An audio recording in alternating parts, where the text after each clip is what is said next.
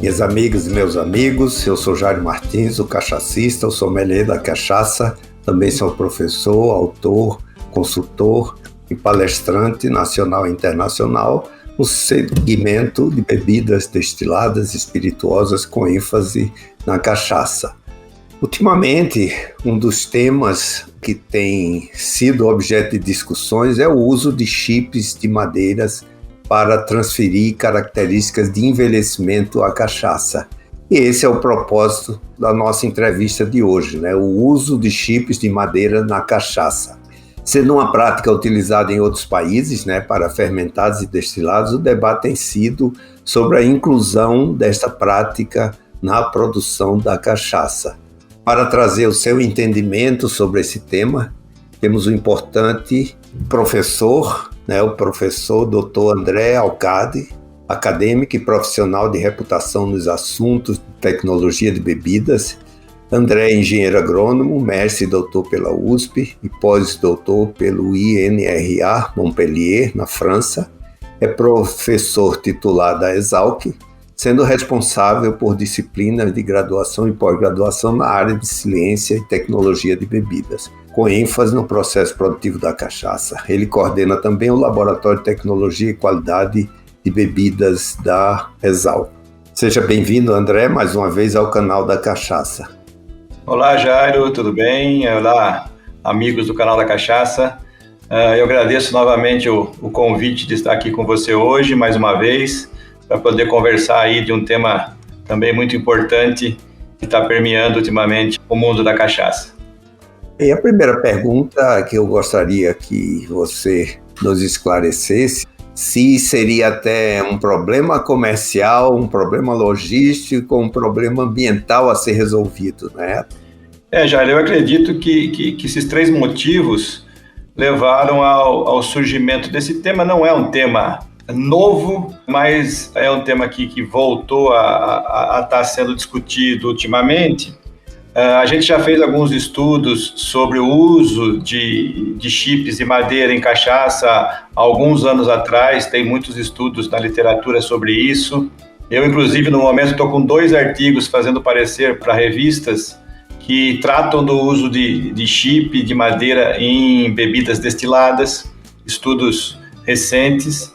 Eu diria que esses 3 motivos, pode ser o motivo comercial, econômico, devido ao custo dos barris, que é um custo relativamente elevado, a perda inerente de destilado nas nossas condições, que são condições ambientais normalmente mais quentes, mais secas, então tem um aspecto econômico envolvido na busca dessas alternativas de envelhecimento, aspectos de logística, o espaço que os barris vão ocupar, o ambiente que tem que ser tentado da melhor forma possível ser considerado para o local de envelhecimento, que do inglês eles falam warehouse, e aspectos ambientais também de sustentabilidade. Normalmente se usa menos madeira, menos quantidade de madeira para se fazer esse envelhecimento, essa maceração da cachaça com os chips de madeira ou os pedaços de madeira. Acredito que esses 3 motivos levam às buscas dessas alternativas e dessas possibilidades, sendo que a Organização Internacional da Uva e do Vinho já aprovou, algum tempo atrás, o uso de chips ou de pedaços de madeira no envelhecimento de vinho, que tem uma matriz um pouco diferente dos destilados. É importante deixar bem clara a diferença do uso de fragmentos de madeira no envelhecimento de vinho e de cachaça. No envelhecimento de vinho, que é uma bebida fermentada, o oxigênio, o ar, ele é indesejável. Por isso que, normalmente, no envelhecimento de vinho se faz o atesto, que é o quê? Sempre completar o barril com mais vinho para evitar que tenha tanto contato com o oxigênio. E também a madeira utilizada para o envelhecimento de vinho tende a ser uma madeira mais dura, com menos poros, para evitar uma entrada muito grande de ar no barril, porque na presença de oxigênio, as bactérias acéticas que estão presentes no vinho transformam o etanol em ácido acético, que acaba avinagrando o vinho, estragando o vinho. O oxigênio no processo de envelhecimento de vinho não é desejável. Por isso que no caso de vinho, o envelhecimento com fragmentos de madeira é uma boa alternativa, porque daí você pode manter o vinho com a madeira dentro de um ambiente fechado, sem o contato com o oxigênio. Já para a cachaça, que é uma bebida destilada, mesmo que haja a presença de oxigênio, as bactérias acéticas que possam estar presentes lá não vão se desenvolver e não vão conseguir transformar o etanol em ácido acético, porque o teor alcoólico da bebida, que já é mais alto, uma bebida destilada, impede que esses micro-organismos se desenvolvam. Nas bebidas destiladas, o oxigênio é bem-vindo e é necessário, porque ele participa das reações que acontecem ao longo do envelhecimento. O oxigênio, no caso do envelhecimento de bebidas destiladas, ele melhora a qualidade da bebida ao longo do tempo.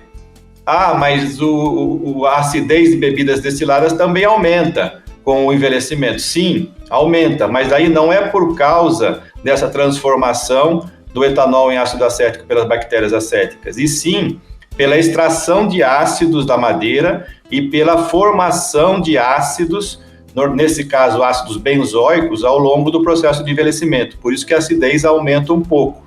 Mas aí você tem um processo de aumento de acidez devido a vias químicas e não devido a vias microbiológicas.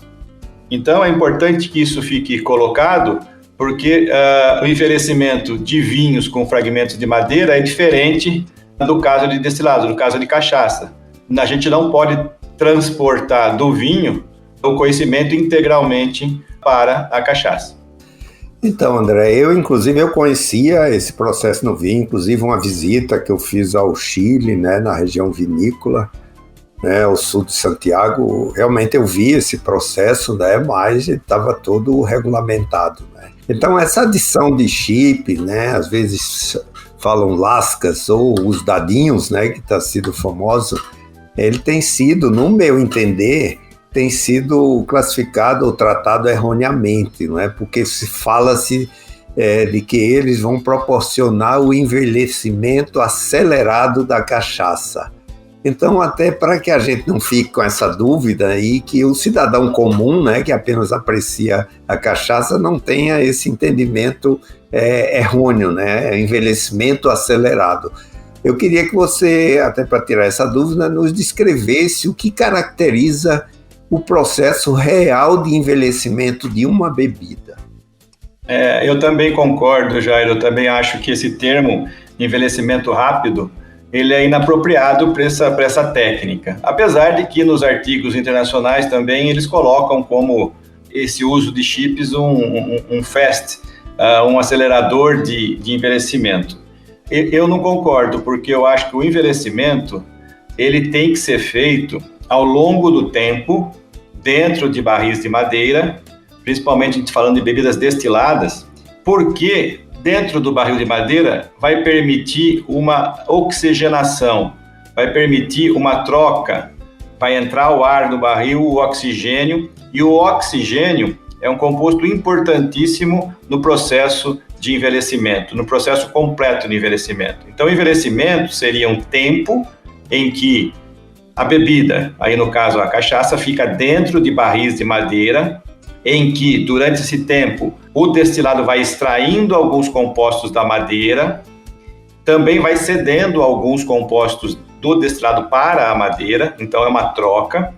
Nesse caso de envelhecimento, o destilado vai incorporando compostos que tem só na madeira, aldeídos cinâmicos, aldeídos benzoicos, ácidos benzoicos. A reação completa do envelhecimento só ocorre ao longo de algum tempo, em que a bebida fica dentro do barril, tendo o oxigênio como um catalisador das reações. Então, você tem uma transformação dos compostos ao longo do tempo. Isso vai caracterizando o fundamento do envelhecimento, que são essas reações que vão ocorrendo e elas são lentas e elas dependem do oxigênio para que ocorram. E quando se coloca, por exemplo, esses chips, e se for num ambiente em que não permita a entrada de oxigênio, as reações de envelhecimento vão ser incipientes, vão ser parciais apenas. Esse tipo de processo de envelhecimento, ele é diferente. A gente não pode falar que é um acelerador de envelhecimento, porque não é. São duas coisas diferentes. Mas sim, há de início uma extração mais rápida, porque aí você tem ali uma maior área de contato normalmente, você tem uma espessura dessa madeira em que as reações iniciais de envelhecimento são aceleradas. Inclusive, quando é o caso do tipo de madeira usada, a coloração ela passa mais rapidamente para a bebida. Porém, ela não se faz um envelhecimento completo com essa técnica, a não ser que se introduza ar ou oxigênio no sistema. E isso é muito difícil de ser feito na quantidade exata. Nós já fizemos isso em laboratório, conseguimos fazer a oxigenação, porém a nossa oxigenação foi excessiva e acabou levando embora compostos de aroma e de sabor da bebida juntamente com o etanol. Então a gente teve uma perda de teor alcoólico de compostos voláteis quando a gente oxigenou, porque a gente usou uma taxa muito grande. São processos diferentes. Ok, André. Então, pelo que você explicou aí, né, há uma alteração, né, nesses componentes congêneres, né, da cachaça, né? Agora eu pergunto, como é o comportamento deles, né, num envelhecimento, eu digo, desse tipo acelerado, né? Quer dizer, e outra coisa, se a segurança alimentar, existe algum risco com relação a isso?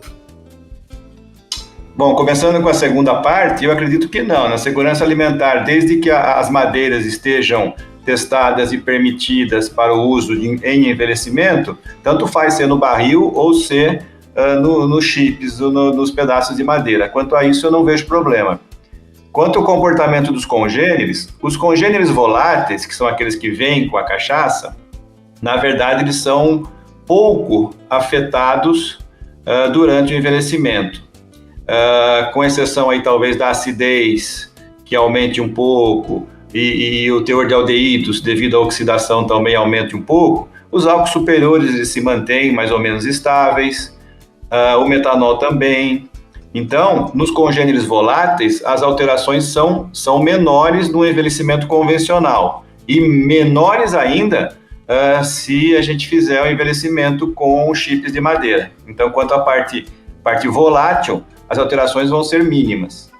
Quanto à parte dos congêneres de maturação, que é isso que daí a gente quer com o processo de envelhecimento, aí a gente vai ter a agregação desses compostos extraídos da madeira, que, como eu disse anteriormente, no caso dos chips de madeira, esse processo vai ser parcial, vai ser só inicial, e as reações que advêm após a extração dos compostos e as reações com os compostos da bebida que dependem do oxigênio, elas vão estar interrompidas porque a gente não tem daí esse composto no processo.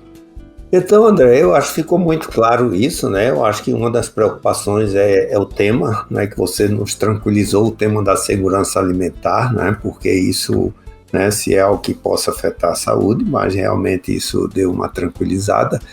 Mas eu tenho uma pergunta aqui, que caso esta prática, né, venha fazer parte da legislação da cachaça, né, que tem algumas em análise agora, em atualizações, primeiro, que cuidados deveríamos ter, né, que em termos de comunicação também, e como deveria ser classificada essa cachaça, né? Porque envelhecida, eu acho que aí nós combinamos, né, que na realidade não é uma cachaça envelhecida, né? Então, como é que você acha que isso pode ser contornado, pelo menos para que tenhamos transparência, né, na cachaça? Eu acho que essa técnica ela tem potencial de ser utilizada para certas finalidades. Dentro das bebidas destiladas, tem uma série de bebidas que estão sendo testadas essas técnicas para ver qual que é a alteração nos congêneres exatamente, na parte também sensorial dessas bebidas. Eu acho que isso tem que ser bem transparente na informação ao público. Como são processos diferentes e vão resultar em produtos diferentes, eu acho que isso tem que estar claro para o consumidor. Talvez do mesmo modo com que a gente tem a classificação de uma aguardente armazenada e uma aguardente envelhecida, que tem as diferenciações entre as duas, Isso talvez possa também ter algum tipo de especificação para que se saiba que essa cachaça passou por uma técnica de envelhecimento A, B ou C. E fique bem claro o produto que se espera, que pode ser sim um produto aceitável, um produto que tenha a sua aceitação química e sensorial, só que vai ser um pouco diferente daquele produto que passou pelo tempo necessário de envelhecimento em barril. Ok, André, já para chegando no final, eu acho que foi bastante esclarecedor.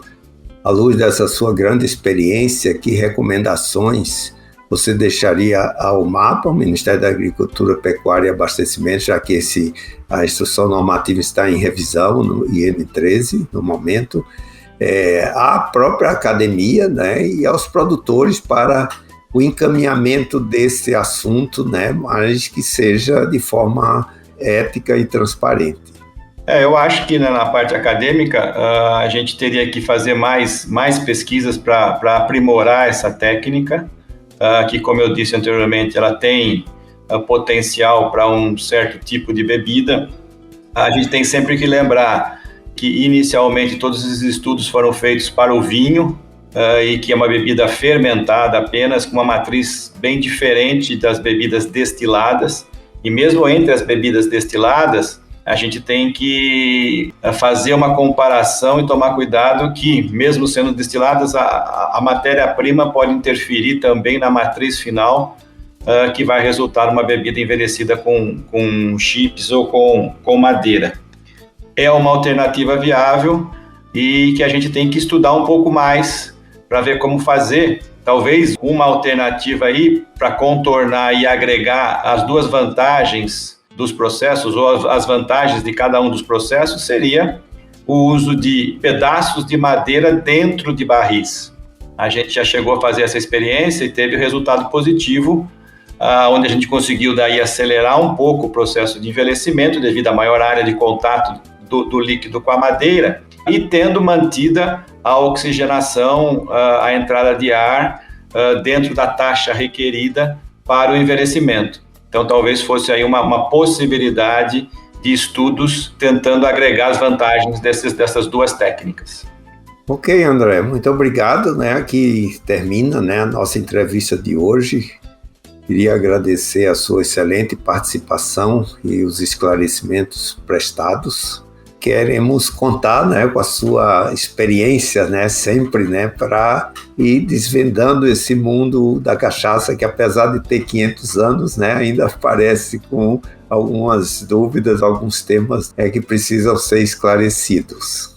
Eu que agradeço o convite, Jairo, estou sempre à disposição para conversar com você, com seus ouvintes, e esclarecendo esses temas, e aí com a possibilidade da gente fazer as pesquisas e tendo os resultados, a gente pode ir trazendo para os produtores para tentar agregar maior valor aí para a nossa grande bebida, a cachaça. Um grande abraço, muito obrigado, Jair. Ok, um abraço, André. Queridos ouvintes, esperando vocês no próximo episódio, né, para conhecer um pouco mais sobre o mais brasileiro dos prazeres, a nossa cachaça. O Canal da Cachaça é uma realização da Nume CA Produções e da Som SA. Nos encontramos no próximo evento.